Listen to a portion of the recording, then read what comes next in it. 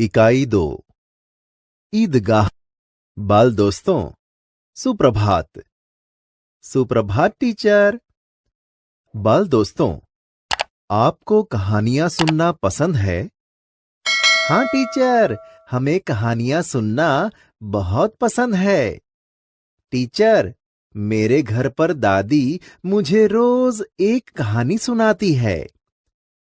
अच्छा तो चलो, आज मैं आपको एक कहानी सुनाता हूं। आप सब ध्यान से सुनना। इस कहानी का नाम ईदगाह है। उसके लेखक प्रेमचंद है। तो सबसे पहले हम कहानी के लेखक के बारे में थोड़ा सा परिचय सुन लेते हैं।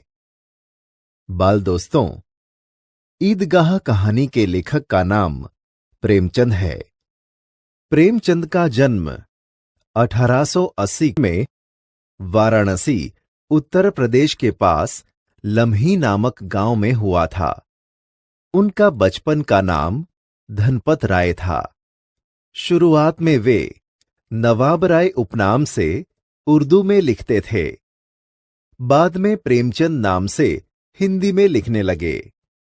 मैट्रिक उत्तीर्ण होते ही अध्यापक बने, किंतु गांधी जी के असहयोग आंदोलन में सक्रिय होने के लिए उन्होंने सरकारी नौकरी त्याग दी थी। गोदान प्रेमचंद का सर्वश्रेष्ठ उपन्यास है।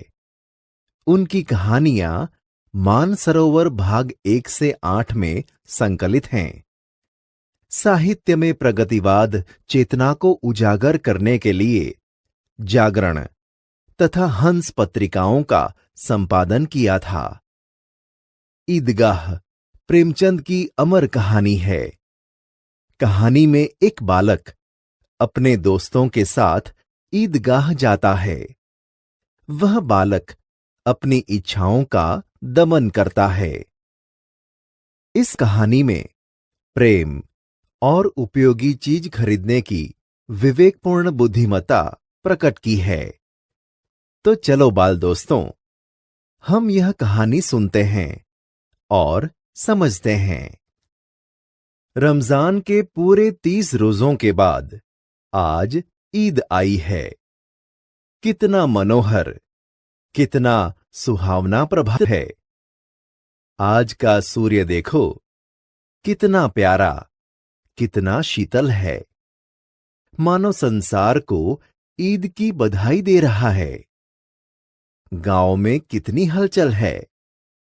ईदगाह जाने की तैयारियां हो रही हैं। किसी के कुर्ते में बटन नहीं है।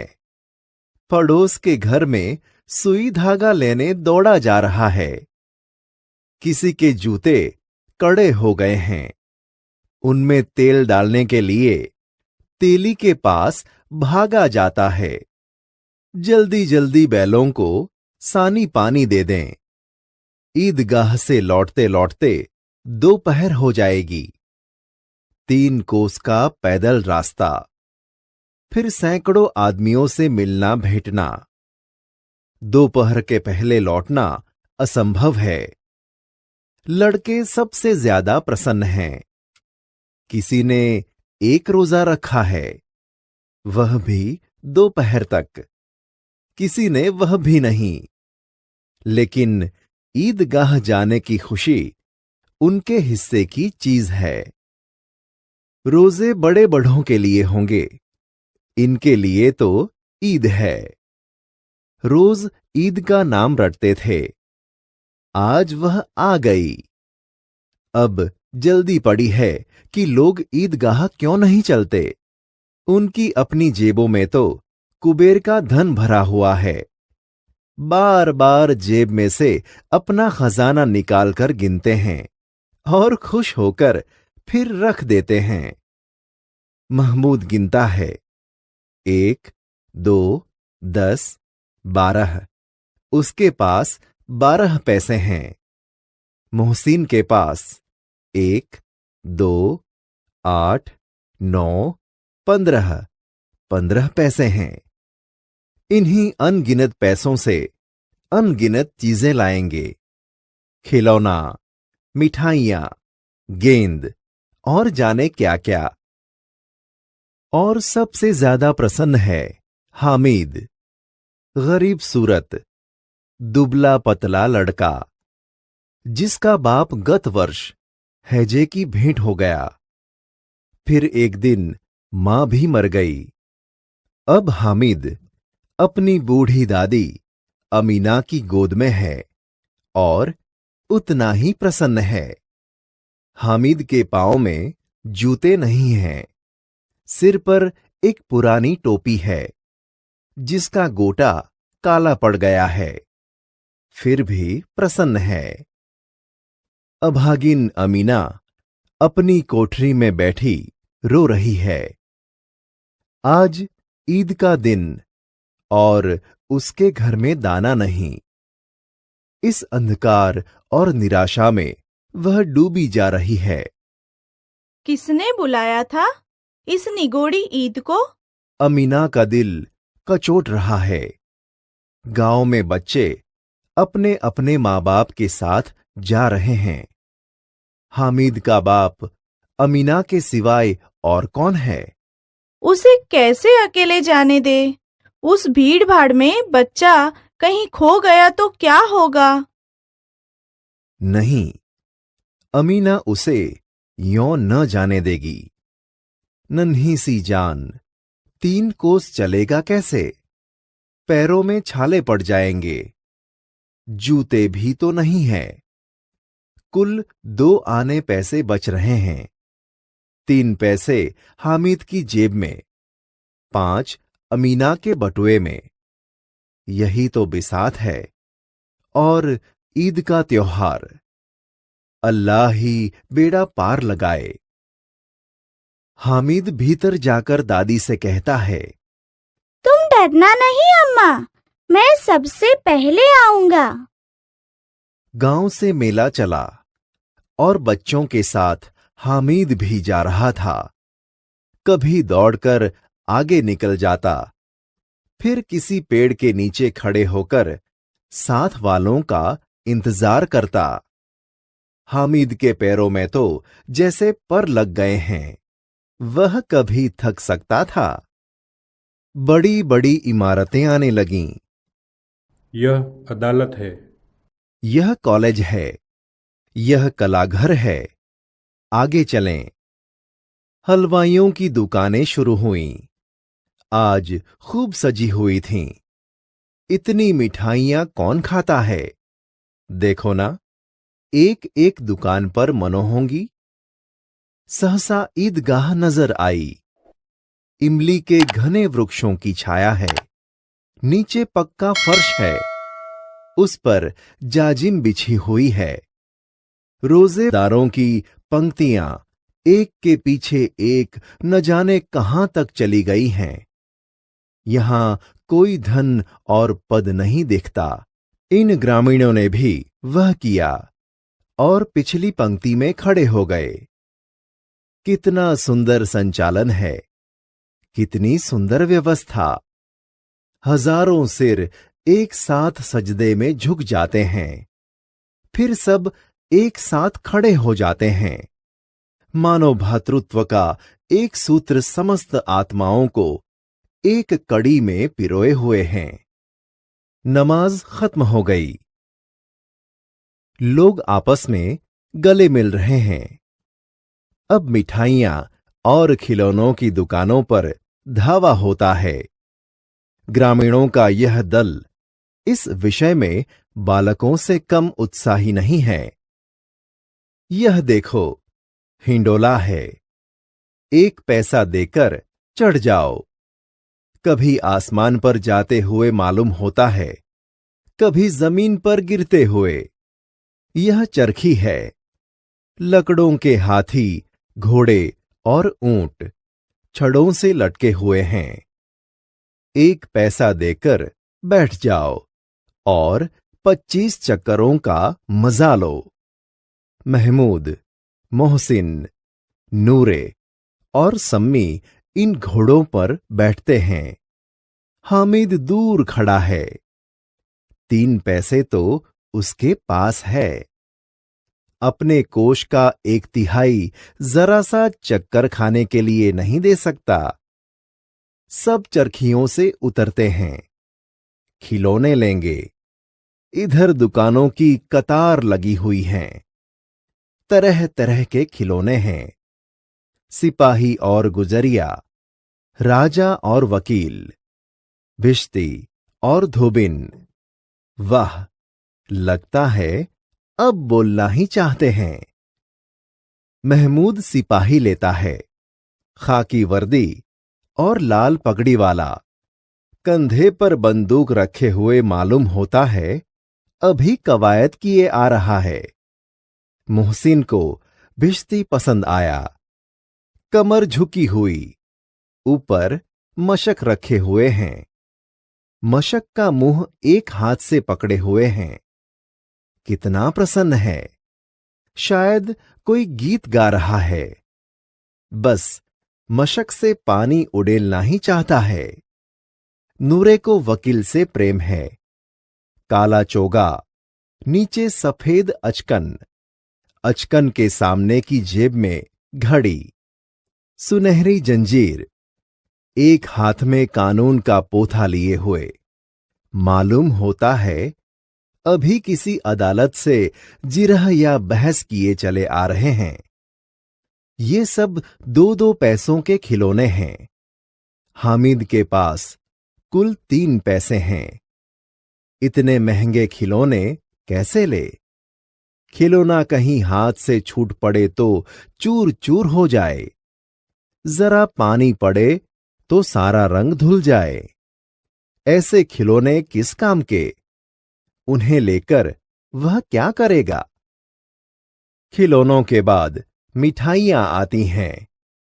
किसी ने रेवड़ियां ली हैं, किसी ने गुलाब जामुन, किसी ने सोहन हलवा। मजे से खा रहे हैं। हामिद बिरादरी से पृथक है। अभागे के पास 3 पैसे हैं। क्यों नहीं कुछ लेकर खाता? ललचाई आंखों से सबकी ओर देखता है। मिठाइयों के बाद कुछ दुकानें लोहे की चीजों की है, कुछ गिलट और कुछ नकली गहनों की। लड़कों के लिए यहां कोई आकर्षण नहीं है। वे सब आगे बढ़ जाते हैं। हामिद लोहे की दुकान पर रुक जाता है। कई चिमटे रखे हुए हैं। उसे ख्याल आया, दादी के पास चिमटा नहीं है। तवे से रोटियां उतारती हैं तो हाथ जल जाते हैं। अगर वह चिमटा ले जाकर दादी को दे तो कितनी प्रसन्न होंगी। फिर उनकी उंगलियां कभी न जलेंगी। घर में एक काम की चीज हो जाएगी। खिलौने से क्या फायदा? व्यर्थ में पैसे खराब होते हैं। जरा देर ही तो खुशी होती है। फिर तो खिलौनों की ओर कोई आंख उठाकर नहीं देखता, या फिर घर पहुंचते टूट फूट कर बर्बाद हो जाएंगे। चिमटा कितने काम की चीज है। रोटियां तवे से उतार लो, चूल्हे में सेक लो। कोई आग मांगने आए तो चटपट चूल्हे से आग निकालकर उसे दे दो। अम्मा बेचारी को कहाँ फुर्सत है कि बाजार जाए, और इतने पैसे ही कहाँ मिलते हैं।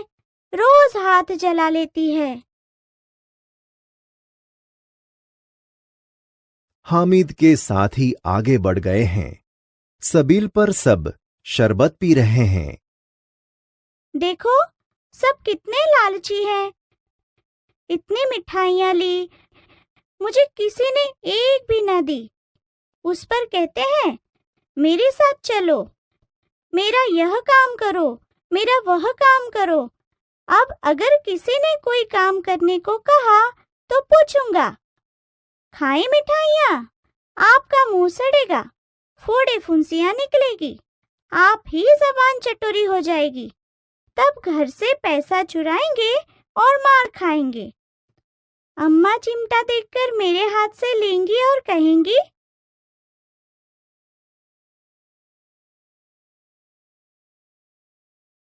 मेरा बच्चा अम्मा के लिए चिमटा लाया है। कितना अच्छा लड़का है। इन लोगों के खिलौनों पर कौन इन्हें दुआएं देगा? बड़ों की दुआएं सीधे अल्लाह के दरबार में पहुंचती हैं और तुरंत सुनी जाती हैं। मेरे पास पैसे नहीं है तो क्या? मैं गरीब सही, किसी से कुछ मांगने तो नहीं चाहता। उसने दुकानदार से पूछा, यह चिमटा कितने का है? 6 पैसे लगेंगे। हामिद का दिल बैठ गया, फिर भी बोला, ठीक ठीक बताओ। ठीक ठीक 5 पैसे लगेंगे। लेना है तो लो, नहीं तो चलते बनो। हामिद ने कलेजा मजबूत करके कहा। 3 पैसे लोगे? और वह आगे बढ़ गया ताकि दुकानदार की धुड़कियां न सुने। लेकिन दुकानदार ने धुड़कियां नहीं दीं, बुलाकर चिमटा दे दिया। हामिद ने उसे इस तरह कंधे पर रखा मानो बंदूक है। फिर शान से अकड़ता हुआ संगियों के पास गया। मोहसिन ने हंसकर कहा, यह चिमटा क्यों लाया बुद्धू? इसका क्या करेगा?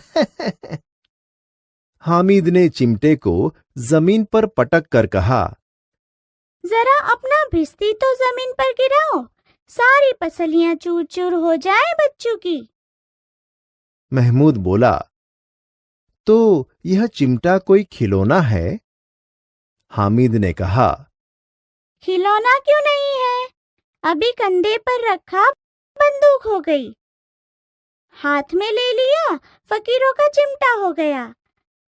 चाहूं तो इससे मंजीरे का काम ले सकता हूँ। एक चिमटा जमा दूं तो तुम लोगों के सारे खिलौनों की जान निकल जाए। तुम्हारे खिलौने कितना ही जोर लगाएं, मेरे चिमटे का बाल भी बांका नहीं कर सकते। बहादुर शेर है मेरा चिमटा। सम्मी ने खंजरी ली थी। प्रभावित होकर बोला, मेरी खंजरी से बदलोगे? 2 आने की है। हामिद ने खंजरी की ओर उपेक्षा से देखा, बोला, मेरा चिमटा चाहे तो तुम्हारी खंजरी का पेट फाड़ डाले। बस एक चमड़े की झिल्ली लगा दी, ढप ढप बोलने लगी। जरा सा पानी लग जाए तो खत्म हो जाए।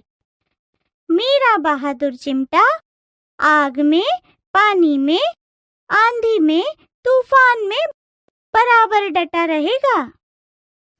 चिमटे ने सभी को मोहित कर लिया। लेकिन अब पैसे किसके पास धरे हैं? फिर मेले से बहुत दूर निकल आए हैं। धूप तेज हो रही है, घर पहुंचने की जल्दी है। बड़ों से जिद करें तो भी चिमटा नहीं मिल सकता।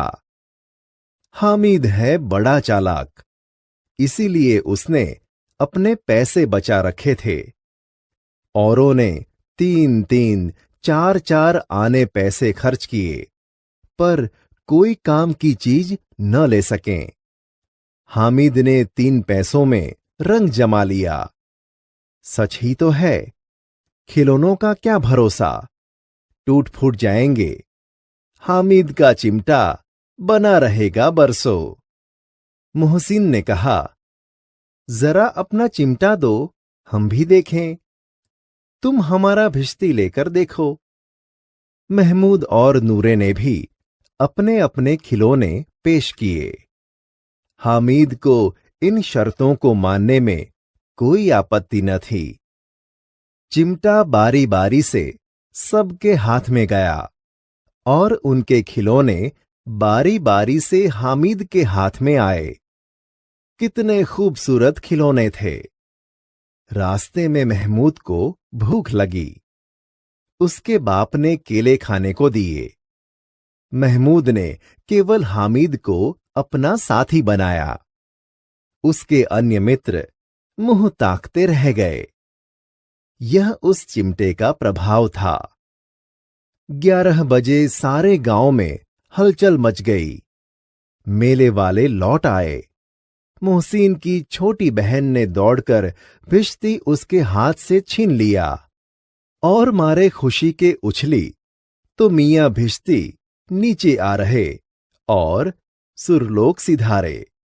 मियां नूरे के वकील का अंत इससे भी ज्यादा गौरवमय हुआ।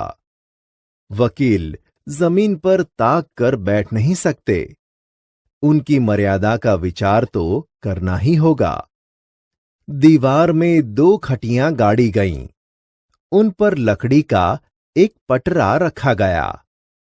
पटरे पर कागज का एक कालीन बिछाया गया। वकील साहब राजा भोज की भांति सिंहासन पर बिराजे। नूरे ने उन्हें पंखा डालना शुरू किया। अदालतों में खस की टट्टियां और बिजली के पंखे होते हैं, क्या यहां मामूली पंखा भी न हो? बांस का पंखा आया और नूरे हवा करने लगा।